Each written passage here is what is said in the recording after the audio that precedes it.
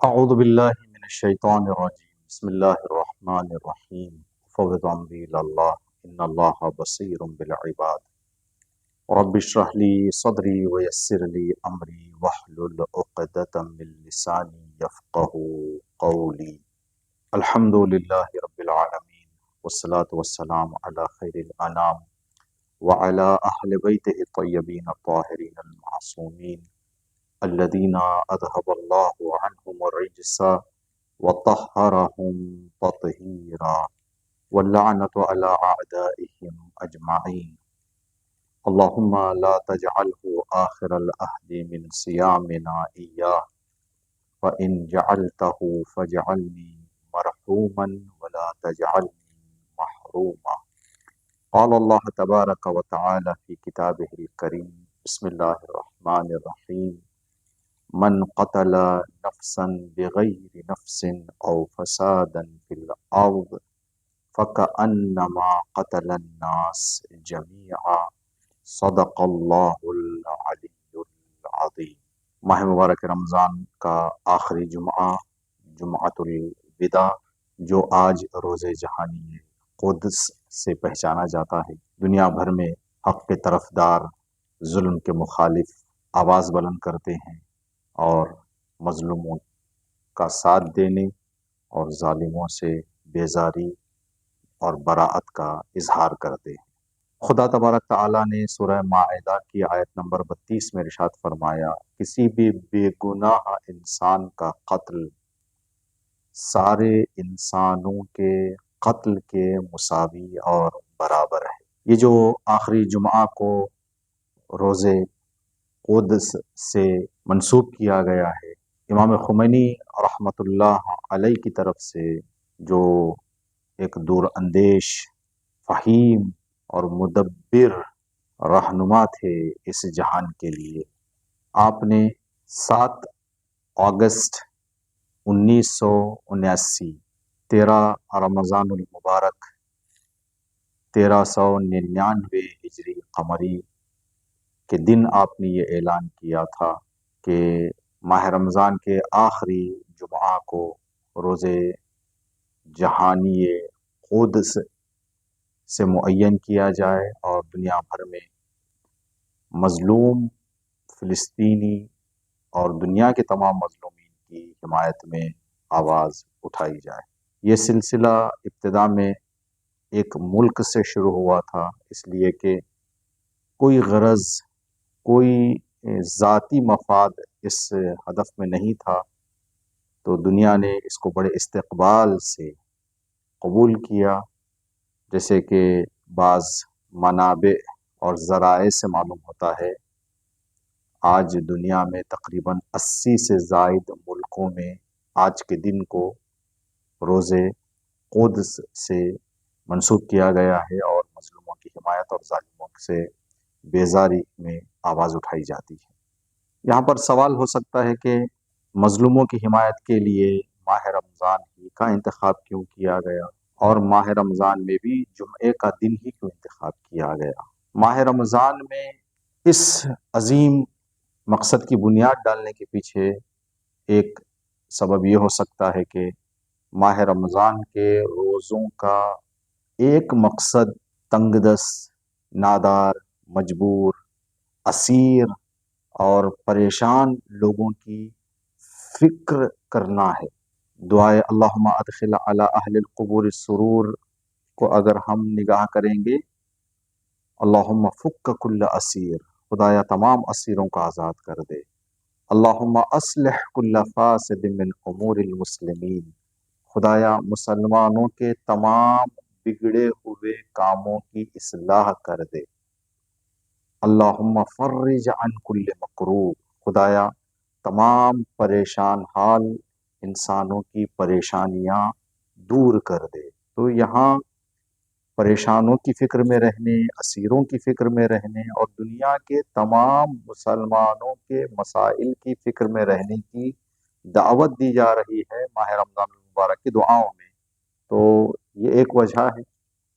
دوسری وجہ یہ ہے کہ امام عدل اور امام عادل امیر المؤمنین علی ابن ابی طالب علیہ السلام، آخری لمحات میں اپنے معصوم فرزندوں کے سامنے آپ نے جو وصیت فرمائی وہ یہی تھی کہ بیٹا حسن، بیٹا حسین، کونا للظالم خصما وللمظلوم عونا، اے میرے فرزند، اے میرے لخت جگر حسن حسین، زندگی کی آخری سانس تک ظالم سے نفرت اور مظلوم کی حمایت میں رہو، ظالم کے ظلم کا خاتمہ کرنے کی فکر میں رہو، ظالم سے مقابلہ کرنے کی فکر میں رہو، ظلم اور ظالم کی نابودی کی فکر میں رہو، اور مظلوموں کی مدد اور نصرت کی فکر میں رہو۔ کونا للظالم خصما وللمظلوم عونا۔ جمعہ کا دن کیوں؟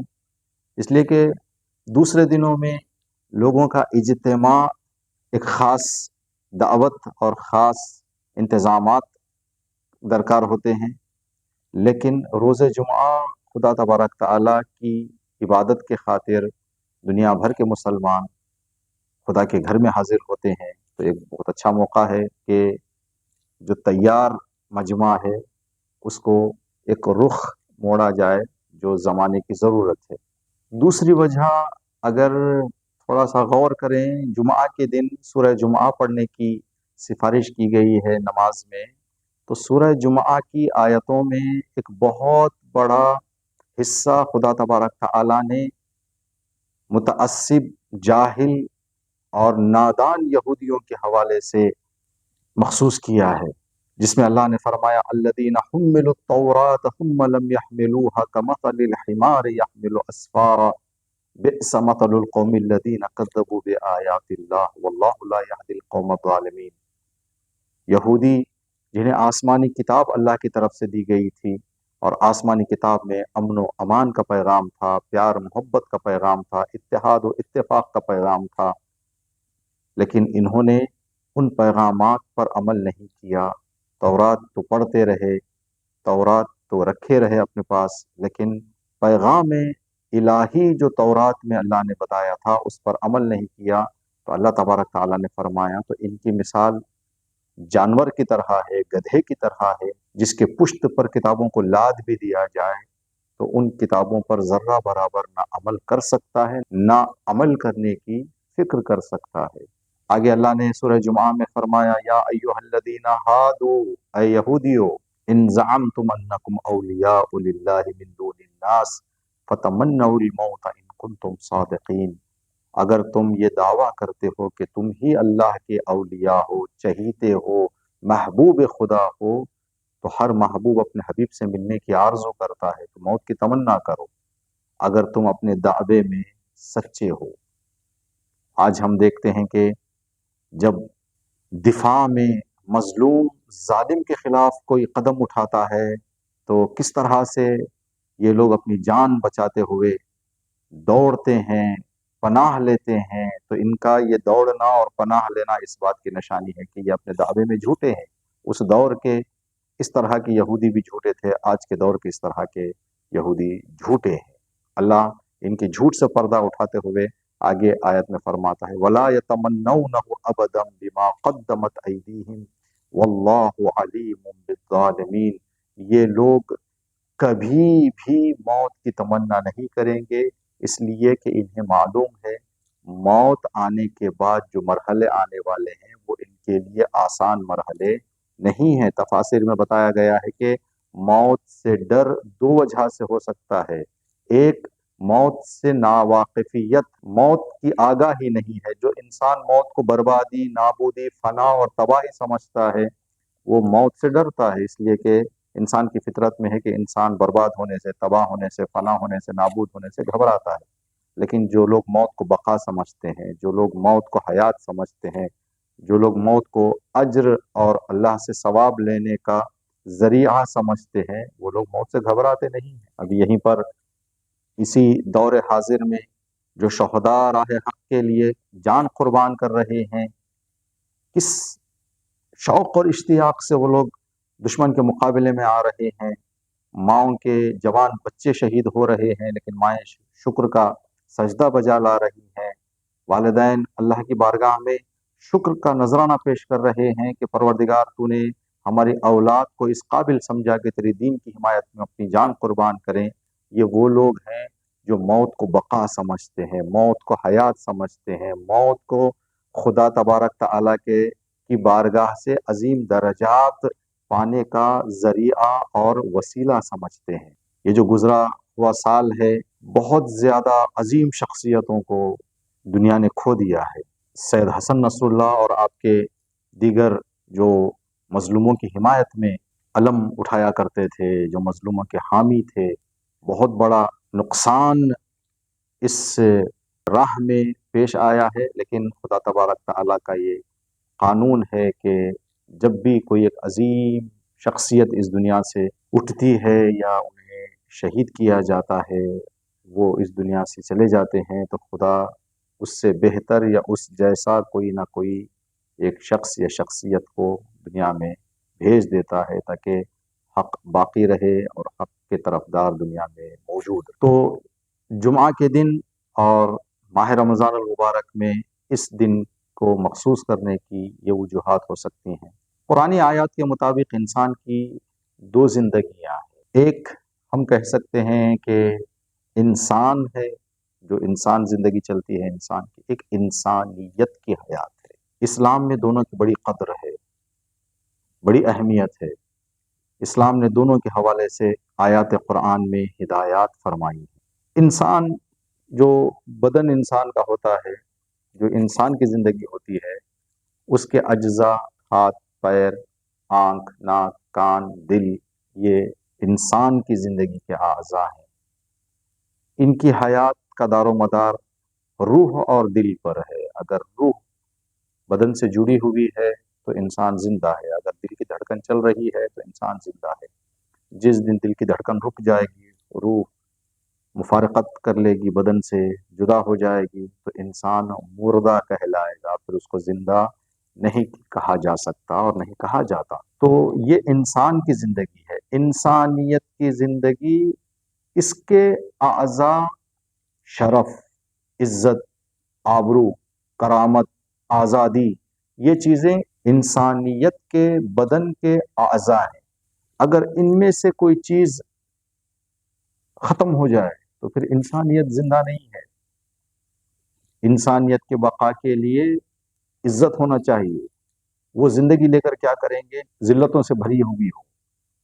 इमाम हुसैन अलैहिस्सलातु वस्सलाम का जो नारा था राह करबला में और करबला के दौरान, हैहात मिन्नद्दिल्ला इन्नद्दई वब्नद्दई क़द रकज़नी बैन अस्सिल्लति वद्दिल्ला हैहात मिन्नद्दिल्ला। जालिम इब्न जालिम ने हमें दो रास्ते बताए हैं कि या तो सर झुका दें या तो सर दे दें। हम वो हैं जो सर तो दे सकते हैं लेकिन जालिम के सामने सर नहीं झुका सकते, इसलिए कि जालिम के सामने सर झुकाकर जिंदगी फिर जिंदगी नहीं है, इंसानियत मर गई है। इंसान जिंदा है, इंसानियत खत्म हो गई है। तो ये सारी चीजों का होना इंसानियत की बका के लिए जरूरी है। दोनों के हवाले से कुरान पाक में अल्लाह ने आयतें हिदायत फरमाई है। सूरह बकरा की आयत नंबर 195 में अल्लाह तबारक तआला ने फरमाया, ला तुल्कू बिअयदीकुम इला तहलुका, ए इंसानों अपने हाथों से अपने आप को खतरे और मौत के मुंह में ना डालो। अपनी जान की हिफाजत करो, अपनी सेहत और सलामती की हिफाजत करो। ये इंसान की जिंदगी के लिए कुरान पाक की हिदायत है कि बेजरूरत बेवजह अपनी जान को खतरे में ना डालो, अपनी जान सेहत की हिफाजत करो। इंसानियत की जिंदगी के हवाले से अल्लाह तबारक तआला ने फरमाया, मन क़तल नफ्सन बिग़ैर नफ्सिन औ फसादन फिल अर्ज़, जो कोई भी एक इंसान के कत्ल के जुर्म में किसी को कत्ल करे तो वो हकदार कत्ल है, या फसाद फैलाने की वजह से किसी को कत्ल करे तो वो हकदार कत्ल है। कातिल जो कत्ल किया जा रहा है, जो जिंदगी जिसकी खत्म हो रही है, वो हकदार है इस चीज का। लेकिन इन दो के अलावा अगर किसी को कत्ल किया जाए, फ़कअन्नमा क़तलन्नास जमीआ, एक इंसान का कत्ल गोया सारे इंसानों के कत्ल के बराबर है। इसलिए कि एक नाअमनी दुनिया में ईजाद हो जाएगी। जो जिसे चाहेगा جس ارادے سے چاہے گا قتل و غارت شروع کر دے گا۔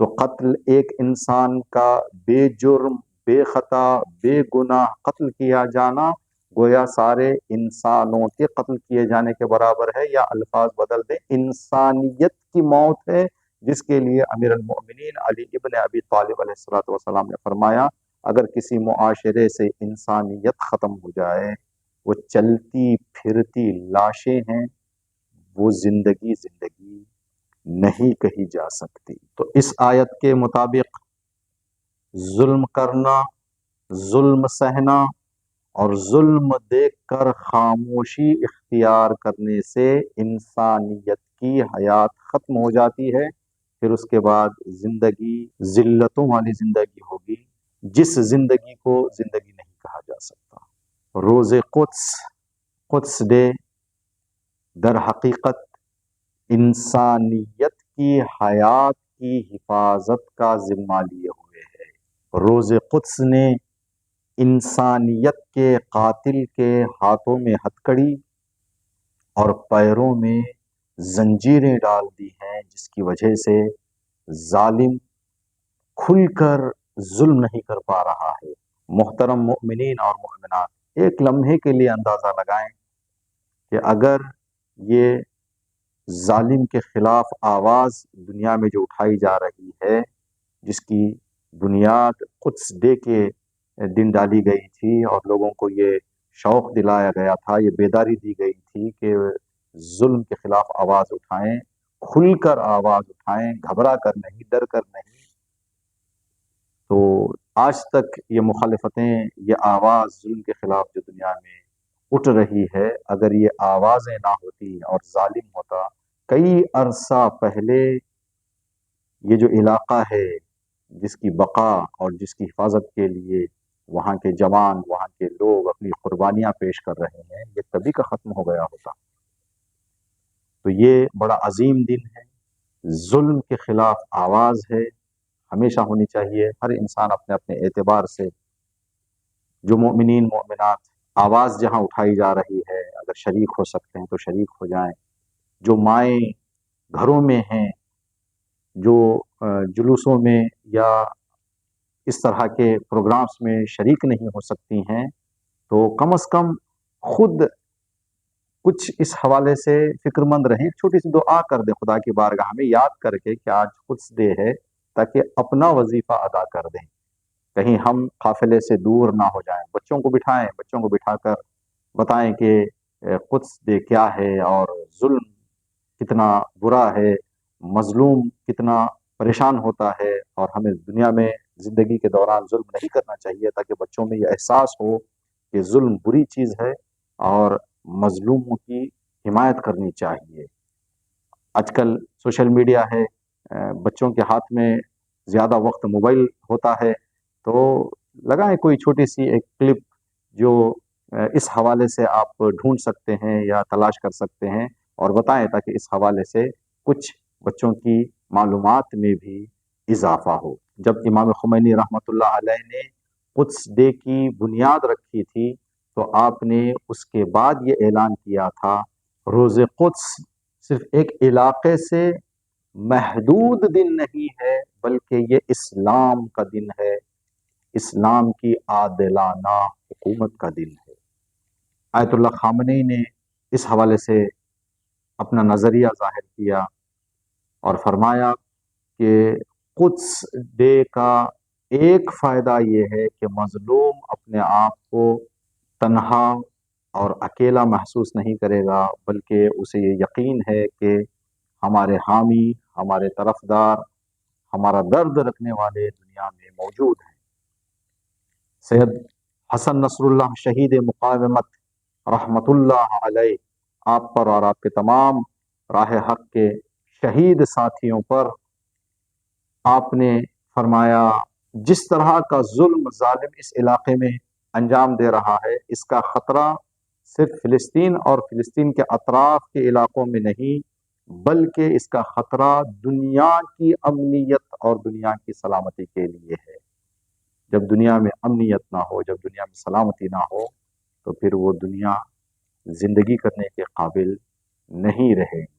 اللهم إنا نرغب إليك في دولة كريمة تعز بها الإسلام وأهله وتذل بها النفاق وأهله. اللهم انصر الإسلام والمسلمين واخذل الكفار والمنافقين. اللهم إنا نشكو إليك فقد نبينا وغيبة ولينا وقلة عددنا وكثرة عدونا وتظاهر الزمان علينا وشدة الفتن بنا.